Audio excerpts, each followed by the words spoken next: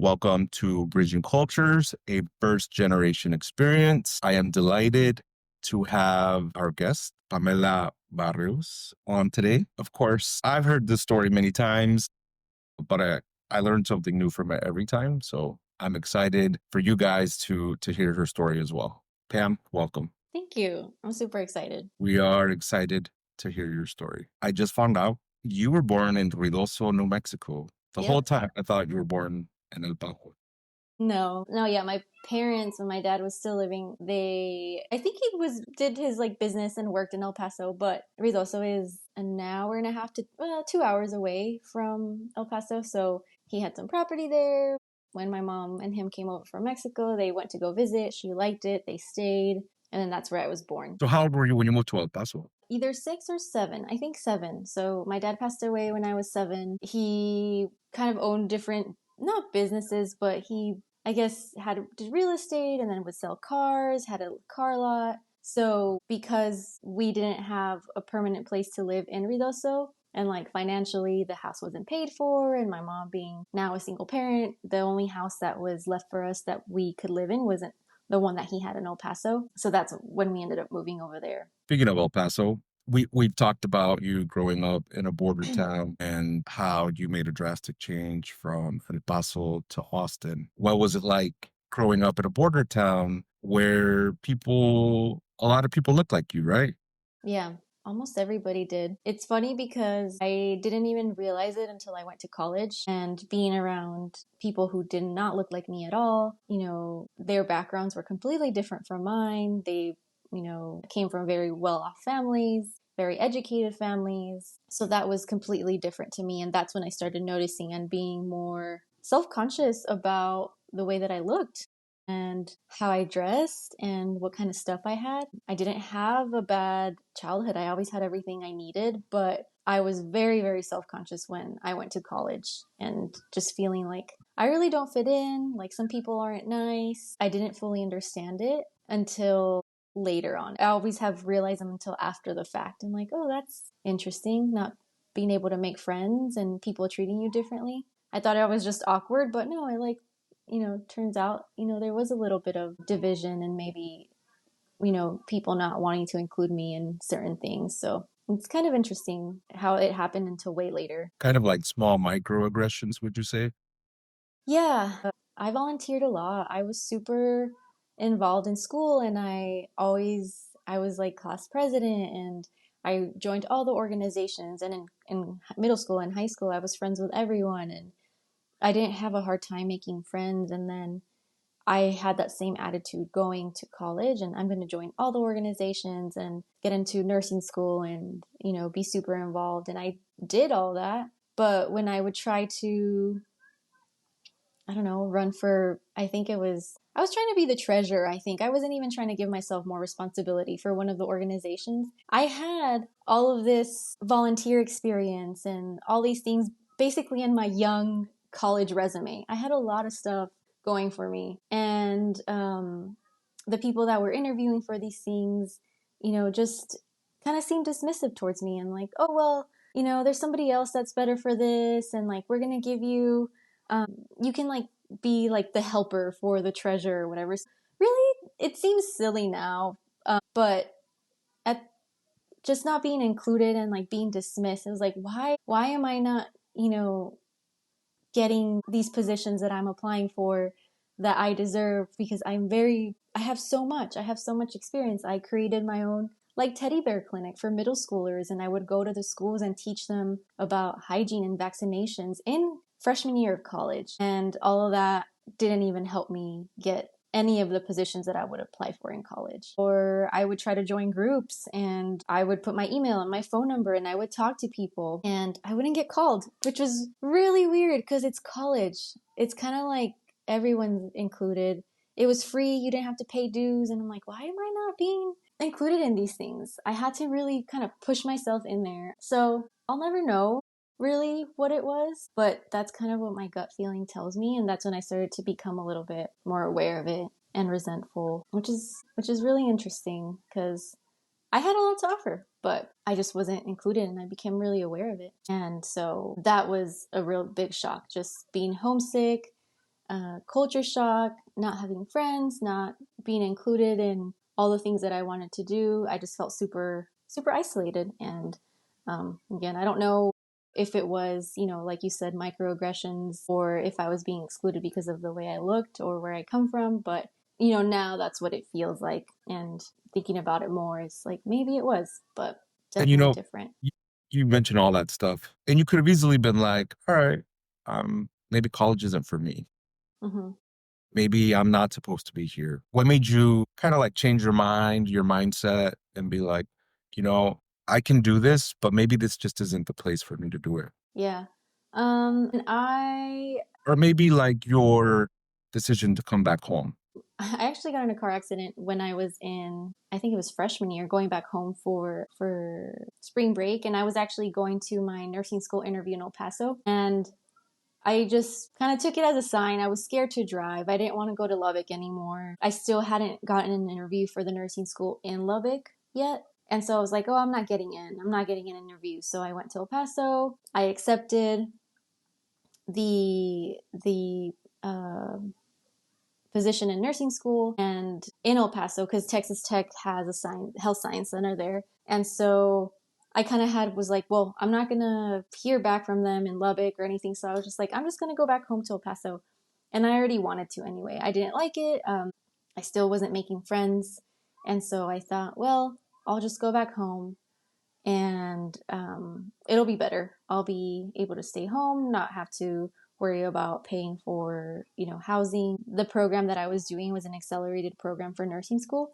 I ended up having to apply for financial aid. Again, I did it every year, and the Pell Grant helped me. But obviously, all of my federal loans, like I still have all that. I feel like I never make a dent in them, but it's okay. Like I got my education, and really, it was like tough. But that's the one thing is that I was like, school loans or not, it doesn't matter.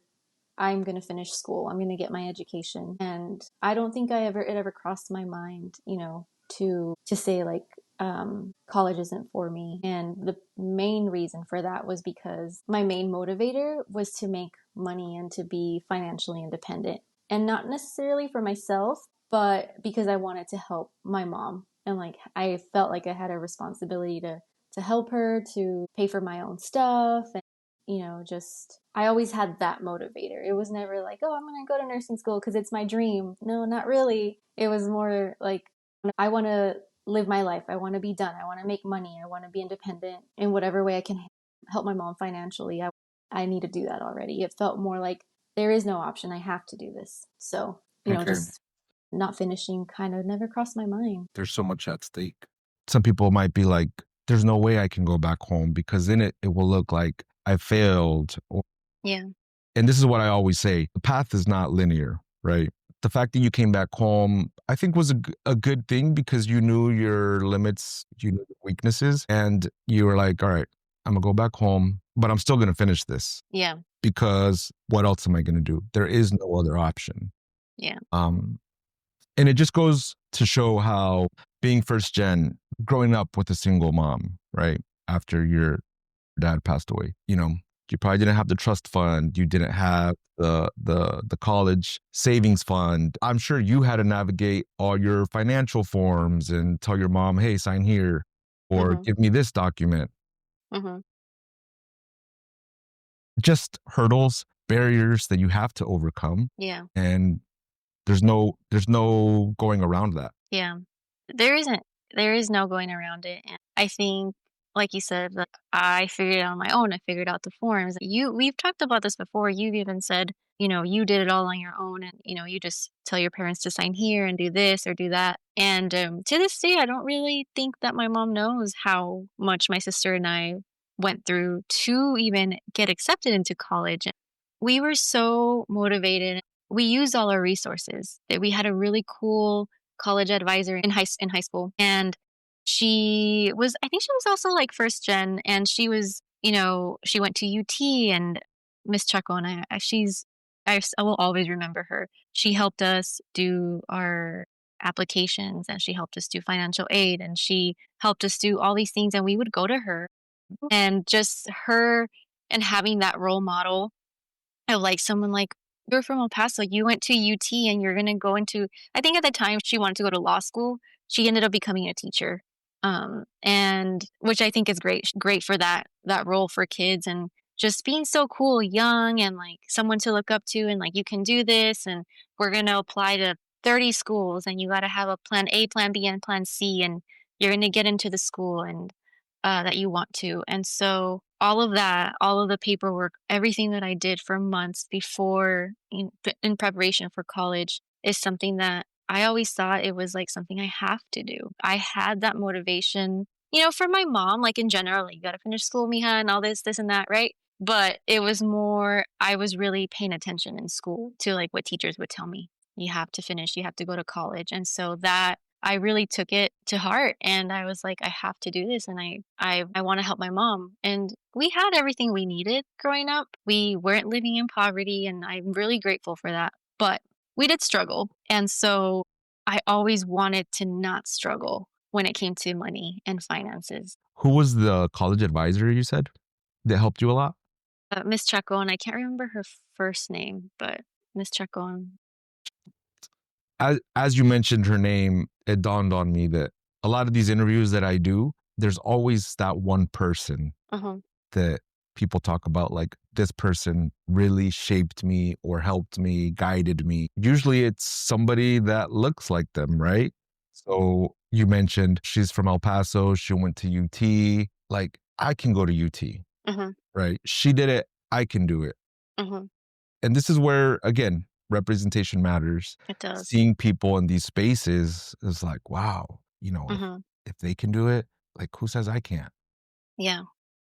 It really does matter. And it's really important. And if there's any like educator out there listening or guidance counselor, anyone really, like your example really does matter. Even though it might seem insignificant or you don't think about it, but I think it does. Yeah. So I think that's wonderful, and I hope Miss Chacon is excelling in whatever she's doing. I'll forever be grateful. I do remember thinking like I want to be like her. She is someone who maybe doesn't come from the same background, but except like the same story, I guess, or has the same story, but it was like the her going to UT and like and being so successful at a young age and having so much to offer. It was very motivating for me and I really love that about her and I think she was one of the people who, I do feel grateful for and it was who helped me be motivated and excited about college and not be so scared to go through the process. And we have to take a second and be thankful for people like Miss Chacon, for the college advisors, because as you were mentioning, and this goes for a lot of us, I don't think our parents understand the complexity that comes with navigating applying for college, applying for financial aid. A lot of it is convoluted and it's easier to just not do it. But people like college advisors that actually want to help you, Yeah. it goes a long way. Yeah.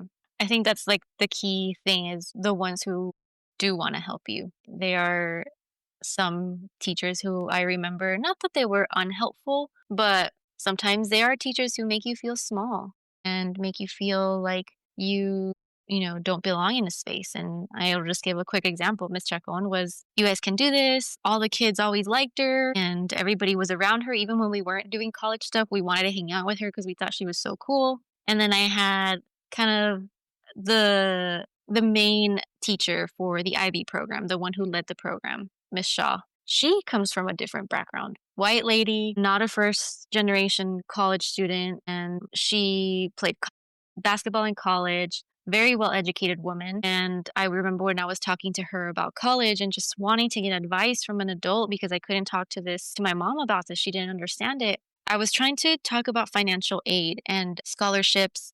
And I said something at the time. My mom was probably making like 25,000 to $30,000 a year and she was supporting herself, me and my sister. And I said this to my teacher, Miss Shaw, and I said, "Hey, this is kind of what my mom makes, but the application says that this is a cutoff for a parent." She totally dismissed what I was trying to say. And then she just paused and then looks at me and she goes, "Oh my gosh, how are you guys even surviving with your mom making that much money?" And I felt like humiliated, ashamed, embarrassed, and like for something that I wish she on the other hand, I remember talking about it with Miss Chacon, like, "This is how much my mom money my mom makes," and she goes, "Oh, like, that's okay, like, that's kind of a good thing because you can, like, apply for different scholarships." She didn't even could I would say that maybe she was pretty shocked that, and that's kinda like a lot of the average, it's, like, considered the amount of money somebody makes and to support a family, that was kind of low. But we made it work and we made it happen, but that wasn't the thing that we should have been focusing on. When a student comes to you and tells you, "This is my situation," you don't emphasize that and you don't give that more attention and make someone else feel like they're less than. It's more like, "That's okay. This is how we can try to make it work." So, it's interesting just having the 2 different reactions of one from Miss Chacon and then the one from Miss Shaw. I still remember. It really affected me. Yeah, it felt really crappy. I can't imagine that would be a safe space. It would feel like a safe space for you Mhm. after the reaction that she had, Yeah. which again, it just goes to show how Ms. Chacon's perspective kind of like her perspective was there was like maybe some commonality there. Mhm. Like, Yeah. oh, okay, like yeah, it wasn't surprising to her to Yeah. to see that. Yeah.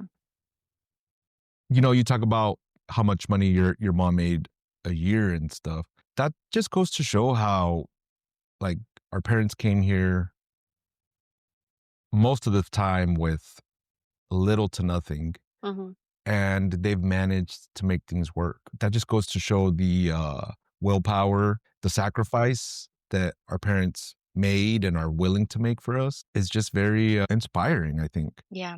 It is. It is. It's a lot of sacrifice knowing even someone like my mom, she making that much money and, having to work full time and still not, still being able to help us through school. And like I said, we always had everything we needed, but there were things that, just like that responsibility of I have to work as soon as I'm of age to work. And I did, and it was not like, "Oh, now you can pay for your, like, things that you wanna do and, like, buy your own stuff." It was more like, "No, you gotta save this money." Like, I knew about finances since I was 7 or 8 years old. Not sure that I fully understood it, but I knew about money. I knew that we didn't have it, and, it's just things that 8-year-olds and 7-year-olds don't worry about. Like, even middle schoolers, high schoolers, like, you don't worry about money. Talking about it to, someone like my husband, Jalen, like, he didn't, like his family wasn't super, super wealthy, and his mom's was a very young, like, teen mom, but the talking about different things with others and how they grew up, it's like they didn't really worry about money. Can't buy a new pair of shoes because for basketball because my mom can't afford it. Like I have to make these last for a long time. I can't, mess this jacket up because it's the only one I have and I have to make it last and my mom spent a lot of money on it. Things like that a lot of people don't grow up thinking about. And I'm just grateful I didn't grow up in poverty and I feel very privileged because it also affected me how much I would think about money and how worried I was about not having it. From an early age, you say you knew about money. I remember you mentioning to me about the finances from home. Like you were kind of like responsible in a sense of Mhm, knowing where the money was. If something happened to your mom, like mhm. you opened a bank account once you could. Can you tell us more about that? Yeah. So I knew at a pretty like after my dad passed away, I knew that we only had a certain amount of money per month that we could spend when I was old enough to open a bank account. I can't remember. That must have been before 18 because I already had a job at 16 and, direct deposit and all of that. So it must have been 16. As early as you can get a debit card. I can't remember, but I basically became the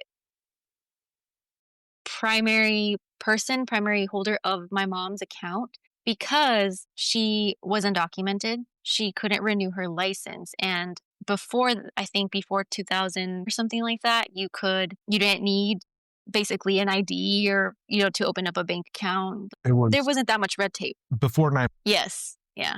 And so you could do a lot of things. And so my mom's ID expired somewhere. around the time where I was in high school, I think. And she couldn't renew it because she didn't have a social security card. She was undocumented. She had no paperwork. And you needed this now to go renew your license or to have a license. So at that point, that's when I started to become more aware. Like, I need to have my name on this account, even though I shouldn't, because it's my mom's account. It's the money that she has to pay for things around the house and everything. But I'm the one making the deposits. I'm the one knowing how much is in each account. I would be the one to go to the bank and um, deposit the checks from my mom's daycare. So stuff like that, that I had to do. I also knew, and my sister too, we both knew my mom had a life insurance policy. We knew where it was. We knew like who to call, what would happen, how much money we would be getting if she were to pass away. We knew what to do in all of this situation, in like the situation in the case that my mom either got deported or something happened to her and she couldn't be around us anymore. So I knew how much money we had already in high school, and that pretty much made me become a little bit not obsessed, but yes, just like super, super conscious of how much money we had and how much I couldn't spend. And again, going back to school and like finishing my degree and becoming a nurse, it was like, I have to do this. I have to be done. I have to go to school because we don't have money and I don't want to be struggling and I don't want my mom to be working herself, to the ground and trying to help us through school or and things like that. So it gave me a lot of independence. It's not something that most people at that age experience, like being sort of responsible for an entire bank account. And it I can't really describe it. It feels like a lot of responsibility, but at the same time it feels like a burden. It's like a burden, and I think we should name it.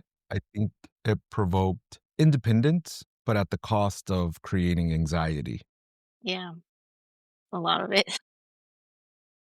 And this is the point that I wanted to get to is that a lot of us have this kind of anxiety instilled in us at an early age. Not on purpose, really, but our parents depended on us to, They did. like with your mom's undocumented situation, you knew how high the stakes were. Mhm. And I'm sure you probably thought to yourself once in a while, like, oh my God, what if my mom does like get deported? Like, what are we gonna do? You think about those situations, I imagine, right? Yeah, I do.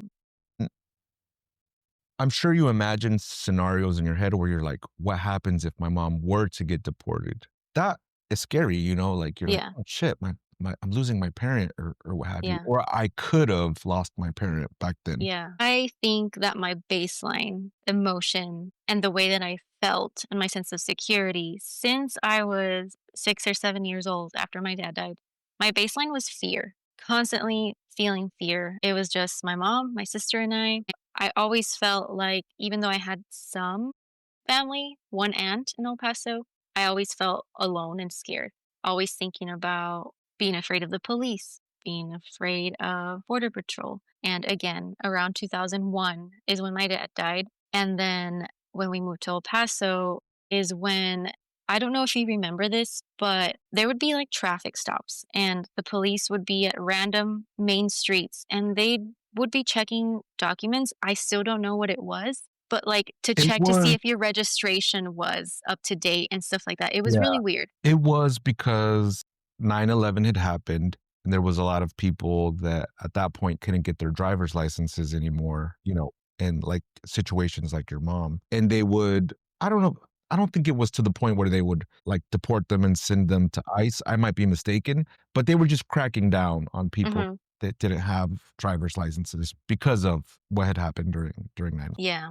So I remember, yeah, those situations happened many times. I remember there would be a long line, a stop, and then my mom would freak out and she'd be like, they're checking paperwork and they're checking the papers. And she would find a way out and turn around and leave. And I remember that happening a couple of times. And I'm like, oh my gosh, we're going to get taken. My mom's going to be taken from me. So I was constantly scared of my mom being taken from me. She would go to the gym and we'd stay home alone and I would have meltdowns. I would not leave the window, and we were old enough to stay home alone now. And I wouldn't leave the door or the window, and I was so, so scared. So just constantly being afraid that something would happen and that my safety was not in jeopardy. it was like it was the baseline, and that is something that stayed with me up until maybe college, even going to college. I got accepted into UT. I didn't go to UT because I was afraid of leaving my mom and what's she gonna do by herself. And so I was very attached. Kind of like a codependency. Just I didn't want to be taken away from her and my sister. And that has gone away now, obviously. I've been able to work through that, and I have therapy to thank for that. Were you able to legalize your mom at 18 or 21? The process started at 18. 18. I think it started at 18, and then she became a resident. She went to a lawyer, to help her out, an immigration lawyer, make sure that all her ducks were in a row. My mom, she did have her fears. She did use like a false social security after my dad died, and she Right. had to. She had to get a You have job at a daycare. those Yeah, that's part of being undocumented in America is yeah, you have to go to those means, but also these big corporations know what's happening. yeah, You they know, do. that's why there's the ITIN or the I-10 because the IRS is gonna get their taxes regardless. Yeah. My mom paid taxes since I can remember. She paid taxes, she never received a dime. Even us as citizens, my mom never applied for, I think it was CHIP in El Paso, I think it was CHIP for kids. Yeah, for healthcare, which is what many people in this country don't understand. Immigrants don't benefit from the government. My mom never received a penny from any kind of government assistance. Everything she paid on her own, and she paid her taxes every year. She did everything right.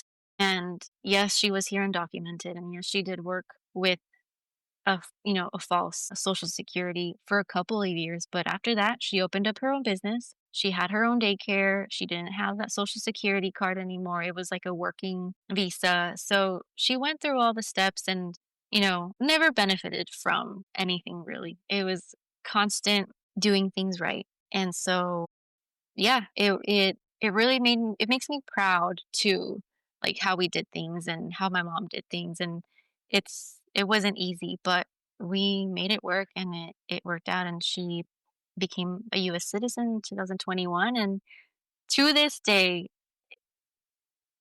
the finances are a worry. She has no savings. She has no retirement because she worked all those years not collecting anything for her retirement. And so it started in 2021 and it's 2025. So it's been 4 years, and she's not going to be able to retire immediately.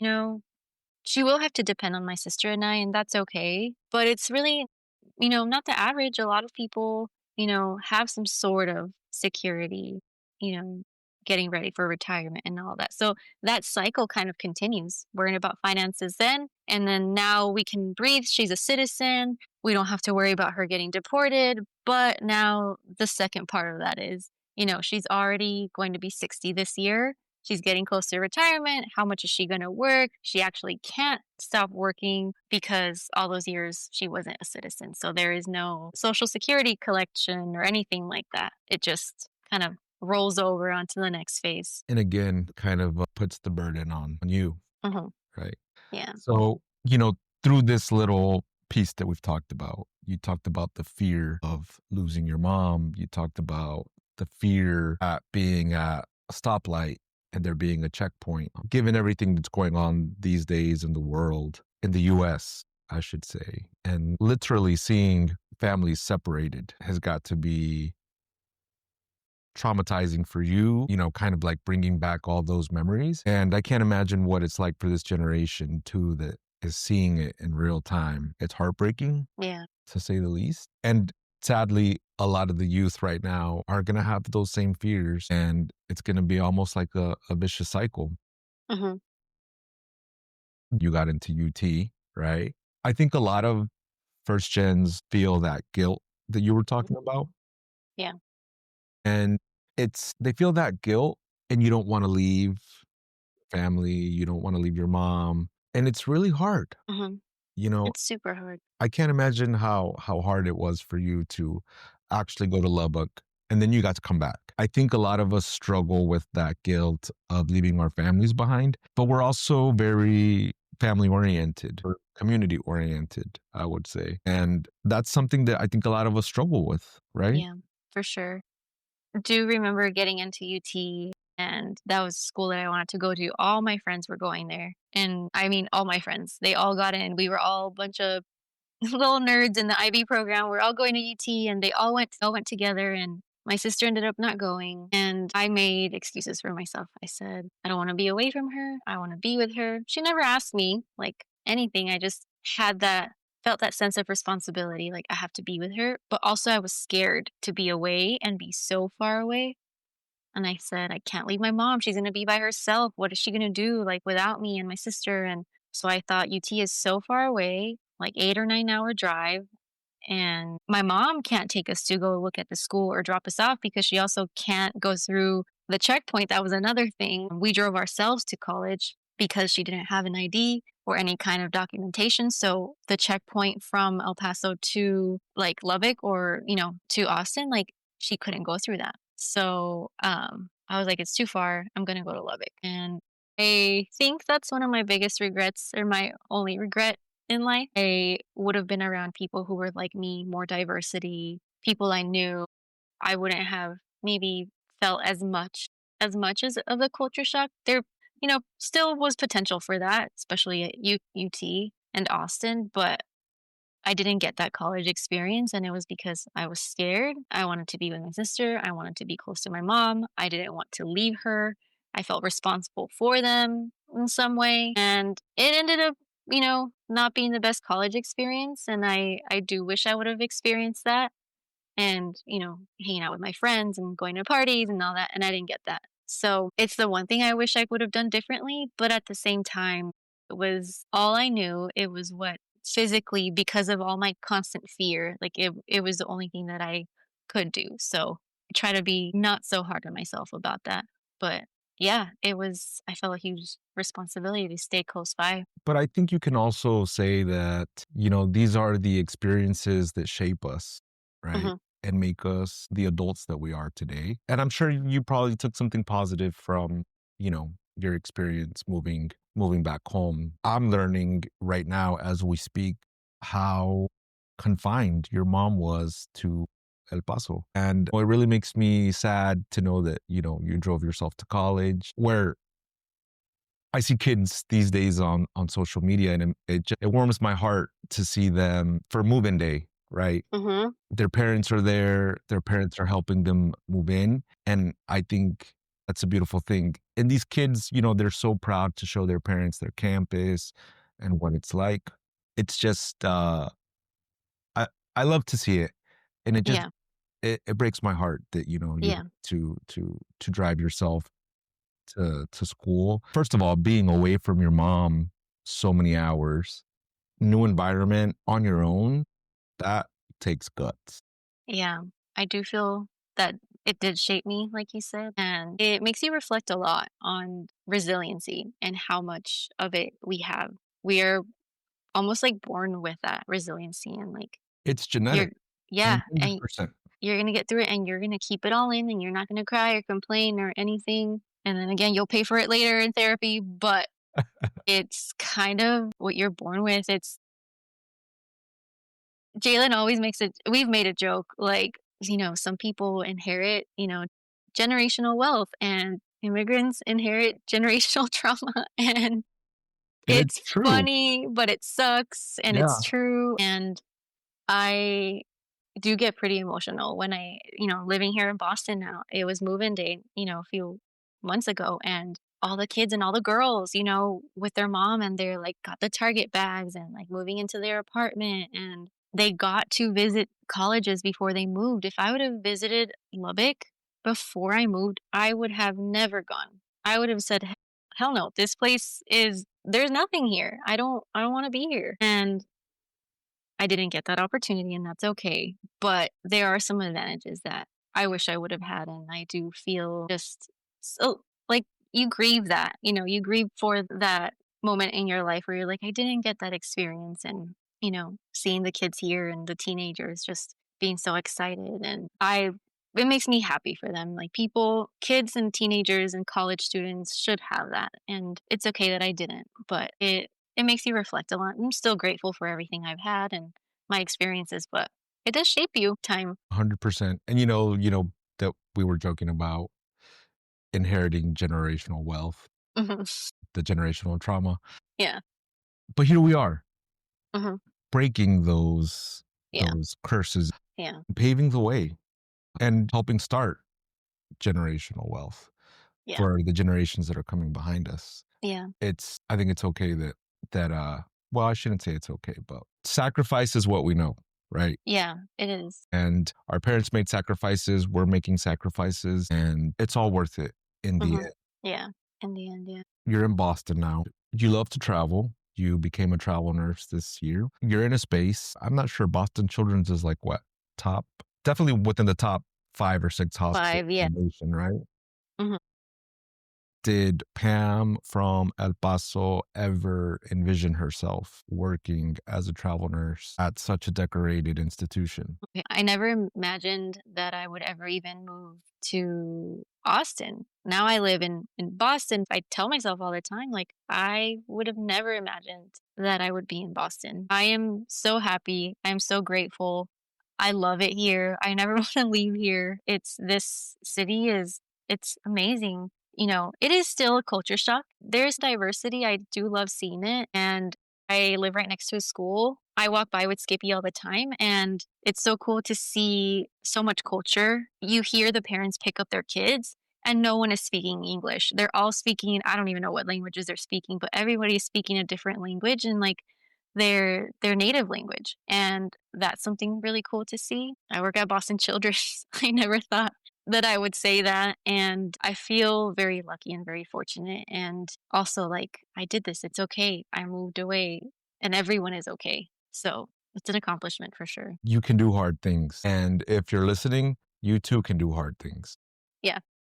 And yes, there is that guilt, right? I know you and I talked back and forth when you were thinking of leaving. And I was like, the selfish part of me obviously didn't want you to leave because we worked together and it was always a great work environment. But I also recognize that both of you had this inkling to travel. And I'm like, absolutely. As much Hmm. as I hate to see you leave, but you should absolutely do it. I'm so glad that you're doing it. You're thriving. And I know you talk about the workload is the volume of patients is a lot more than what you're used to, right? Yeah. Would you say that your experience of always having to work hard helped prepare you for a situation like that? Yeah, for sure. Being proud of your work and being good at your job and doing it well is something that You take I pride was in. taught and I take pride in since like a very young age. For the most part of my life, I feel like I was like pretty type A and like I got to do this and that and like very organized, and that has slowly gone away, which I'm very happy about that I'm not like that anymore because it has taken that big burden off of Mhm. my chest. But that work ethic is still there, working there and working on the team that you and I work on. And that prepared me too for multiple reasons, being prepared for different scenarios, different situations. And now I thought we were busy, like it's a busy hospital. And now seeing double the kids that I would see on a daily basis has again been a shock, but I like it. I feel like I do thrive. At least when it comes to work, I like being at work and putting my head down and just like work, work, work all day. I do enjoy that a lot, and it makes me feel, I think, nursing is very, it brings a lot of just like feeling needed, and like you're doing someone to help others. Like that's why we do this, to help others, and it's just human nature, I think. So being busy to me and like being able to help these kids and like give them a better experience is something that I'll always like chase after, that feeling of like I made a difference in this horrible situation that you're in. I feel like I thrive in that. It's prepared me, and any tough situation, I feel like at first it's not always going to be easy, but it does give you a lot of, like resiliency, and teaches you how to, just like have that strong backbone and, not let things tear you down and just kind of keep going. So it's definitely shaped me for sure. It definitely builds character, I guess Hmm. I could say. having that strong backbone, it's like, listen, I've been through harder things. Mhm. Uh, a little spat with a doctor or a nurse is Yeah. nothing Yeah. Yeah. when you've had to be in spaces where you're interpreting for things that are of much higher stake Yeah. sometimes. Yeah. And out of my understanding too. Yeah. And I think the way that we could see this is like, you thriving off of working hard and helping people is maybe your way of like paying it forward, to anyone that's ever helped you. And you just want to make people feel better. Mhm. And Yeah. I do think that's also in our genes, wellness, helping people Yeah. back to their wellness. On the topic of always being busy, you enjoy it. Mhm. You're also an avid traveler. Yeah. And I want to talk about that because you've been to so many places and I see a lot of first gens traveling and there's kind of a guilt associated with that. And I've experienced it myself where I'm like, I wish my parents could see what I'm seeing. And it's not always feasible to bring them along with your travels because they work or they have stuff going on and financially it's also expensive to travel. How do you approach that? Have you ever felt that? Yeah.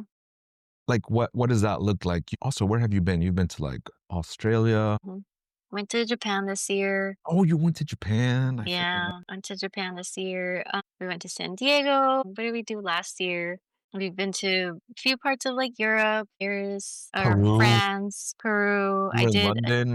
Yeah, London. I like lived in, not lived. I did like a mission trip in Peru for a little over a month. I was there by myself, and that was such a cool experience. And it kind of started to give me more courage to like, oh, I can go. I want to go travel. That travel bug. And so, yeah, we've been to a pretty cool amount of places. We're planning going to like Scotland this year in the holidays, and what you said about like the guilt of doing all of that. Yeah, there's like not a trip that I don't feel guilty for doing that and for traveling, but it's what I've worked for. It's what I wanted. And if there's one thing that my mom taught me is, and like I got from her, is the traveling. Before my dad passed away, her and my dad traveled a lot. So I'm just going to blame her for that when she gave me the travel bug. But I wish I could take her to places, but at the same time it's like I worked through this, and I also have worked really hard for this, and this is what I've always wanted. And having that freedom and having a job that allows me to do this is it's what I've worked for. And so I love it and I want to continue doing it. And that's why I chose to become a travel nurse, is to have extra time, to be able to make a little bit more money, to be able to have more say over my schedule. Like it feels so weird to say like they need me there, like Boston Children's. Yeah. It's busy. They don't, the team is smaller. They're, working on making it bigger and hiring more people. And so it's sort of nice to have a say in like, well, It I'll is. stay longer, but I need these weeks off. To have that kind of autonomy um, is really empowering, and I really am grateful and fortunate to have that. Feel very lucky. And you can use that as leverage, like, "Hey, I don't mind Yeah, staying, but" and also, if you're listening, we're not trying to sell nursing to you, but it's it's not a actually bad gig. really hard. It's not a bad gig. It's not a bad gig, like, Yeah. yeah, you do put up with some antics and bureaucracies, Mhm. but at the end of the day, you're helping people. Mhm. I always say you meet people at their most vulnerable, Mhm. but not everybody can say, "I have, like, 4 or 5 days off. Yeah, I think I'm gonna go Just to somewhere like Mexico you for a just long week." yeah. I was gonna say you just did it. You just went to Mexico, And and I'm like that's nice. and I'm ever so grateful to be able to do that. Mhm. And like you said, you wanna bring your mom along to these places or whatnot, but it's their sacrifices too that made it possible for you to be able to do these things and Mhm. take advantage of them, right? Yeah. Yeah. Take Definitely. advantage of them because had situations been different, I'm sure and it sounds like your mom did take advantage of it when your dad was alive. That's what they would have wanted. So Yeah. you're absolutely right in that, like, yeah. I agree. Something that someone said, it's actually my sister-in-law who said it. We talk about like, are we going to go back to El Paso? Because they also live in Austin. They moved after Jalen and I did, and they love it. They're thriving. And I said, they want to have kids. And they said, I asked, are you think you'll go back to El Paso? And she's like, I mean, I don't know, because when I think about it, her parents are immigrants too. And she said, my parents came to the United States to make a better life for me. They were immigrants. They came from a different country. And I have a great life. She's like, I want to do that for my kids. I want to teach them and show them what else is out there aside from El Paso, aside from Austin. She's like, I want to move somewhere else too. I want to be like an immigrant in my own country. Like, I want to go to a different state. I want to go and live somewhere else and create more opportunities for my future kids, is what she has said. And so I've never thought about it that way. And, I don't want children, and Jayla and I have made that choice, but it still applies to me. It still applies, like, I was given this opportunity. My mom made sacrifices for me, and I want to take advantage of it because I don't want it to be for nothing either. And if you stay home and you stay in your hometown, that's also amazing. That's so great. Totally. But I wanted to try something different. And so it is totally fine for you to choose what you want to do. But I think the key thing in that is it what I want? Is it what I want to do? And are you doing what you've always wanted to in life? And like, it's okay. Maybe it's not possible for everyone. Not everyone is on the same journey. We've learned that. But I think trying to make the most of it is the best way to like pay it forward to your ancestors and your parents and everybody else. And again, going back to that guilt, and I've talked about this, and maybe you've talked about it too, but I often feel the guilt of and my privilege of where I am right now and other immigrants, going to a restaurant and, seeing someone who looks like, you know, me. And I feel bad sometimes and I feel guilty. I don't know why. Um, Again, going back to therapy, I talked about this. I said, and I was, I learned like, it's everybody is on a different journey. The timelines are different.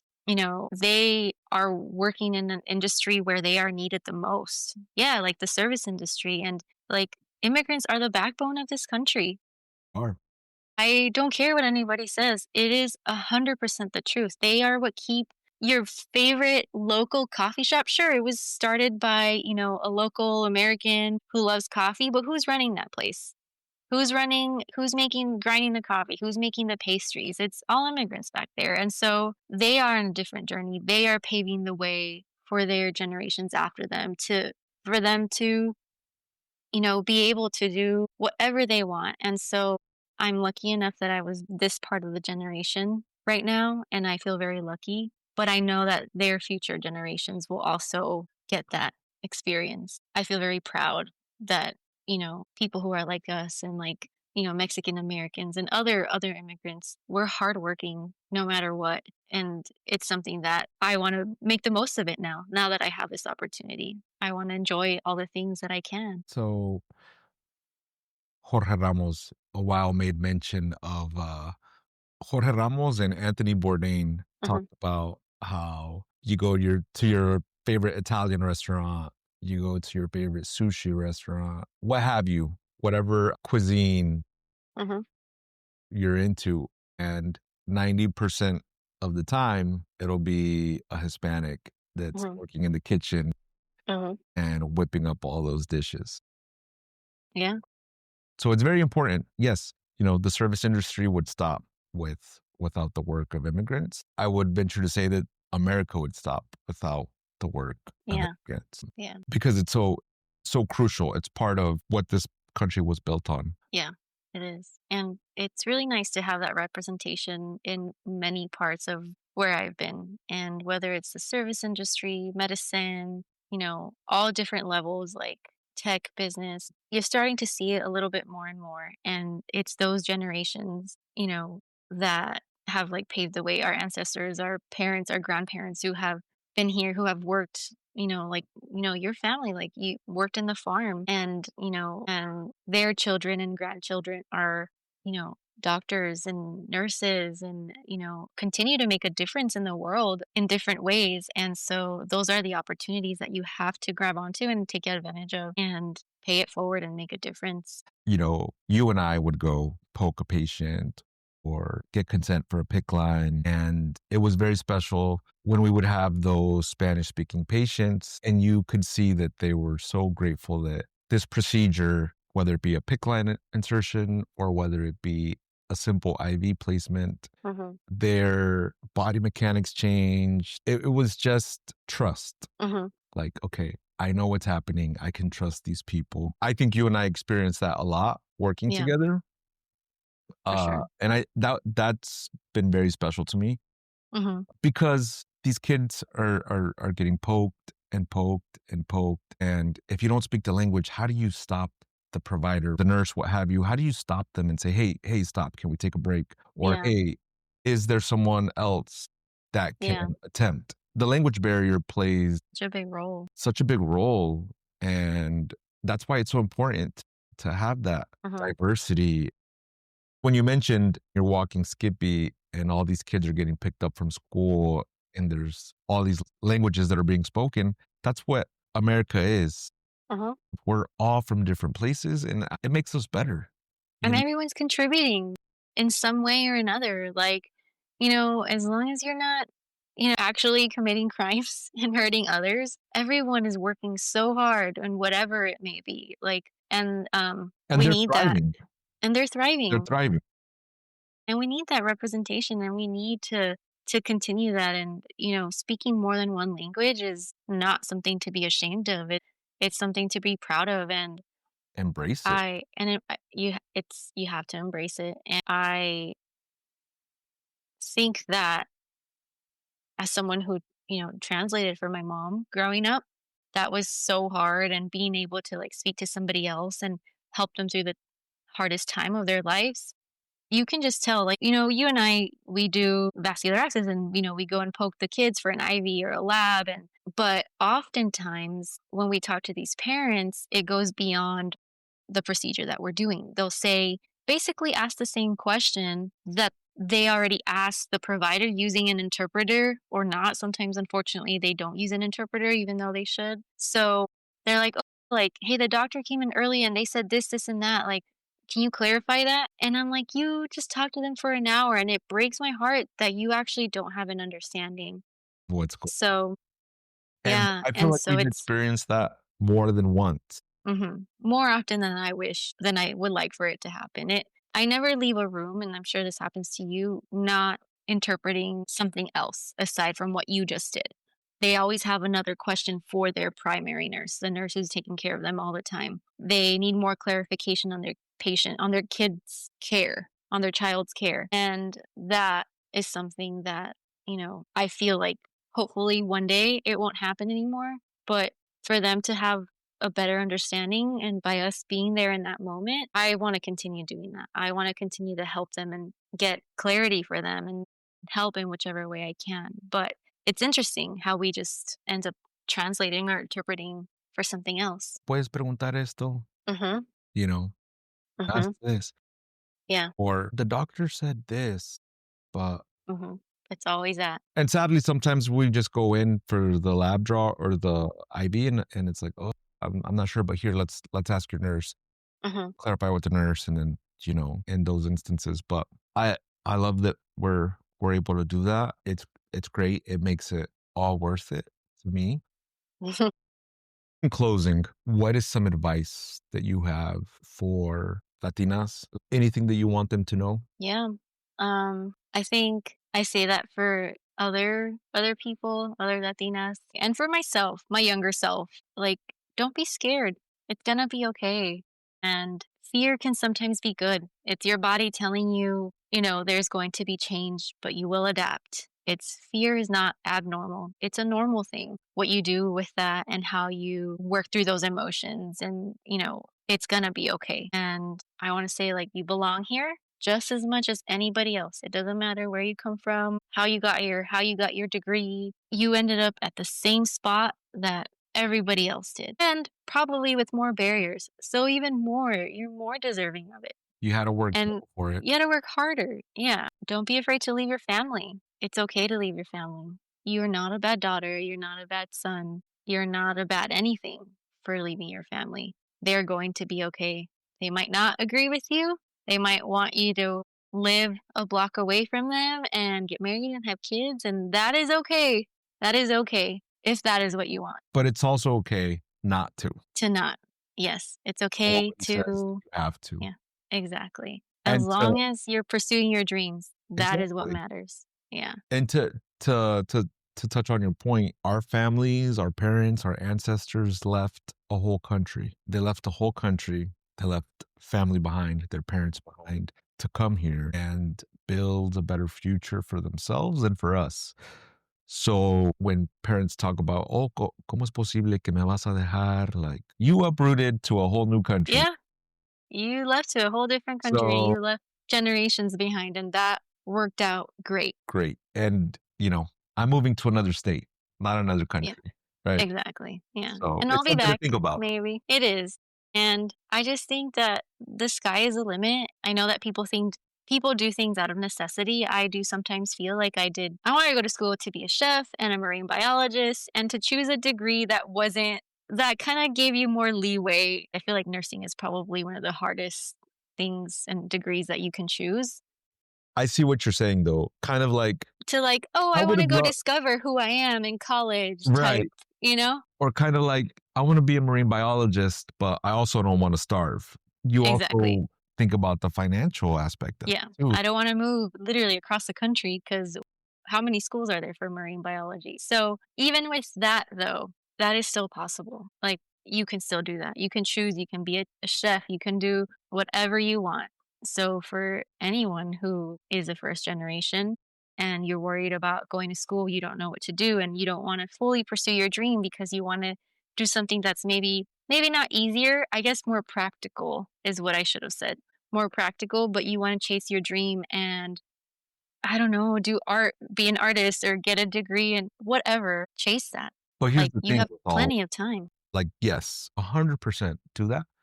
Here, this is also the thing. Nobody's gonna hand you, Uh-oh. right? So part of that takeaway is you have to work for it. You have to go for it. Yeah. Okay. And being first gen, sometimes you have to work twice for it, twice as hard, Yeah. right? But like we were talking about earlier, it's genetic. We have Uh-huh. drive in us and you can accomplish great things. So yeah, totally, totally. It's doable. Anyone can do it, I think. And use your resources, lean on someone, ask for help. You can't do it alone always either. And maybe you can do all the work, but have someone to talk to and, just prioritize like your own. It's okay to prioritize your own well being and your emotional stability and all of that. And prioritize your like self regulating and like, working through all the things that we internalized for all those years. So self care is not selfish. And, doing what you want is not selfish. Are paving the way for others and saying it's okay. It's okay to talk about my feelings. It's okay that I feel this way. It's okay that I want to move away from home.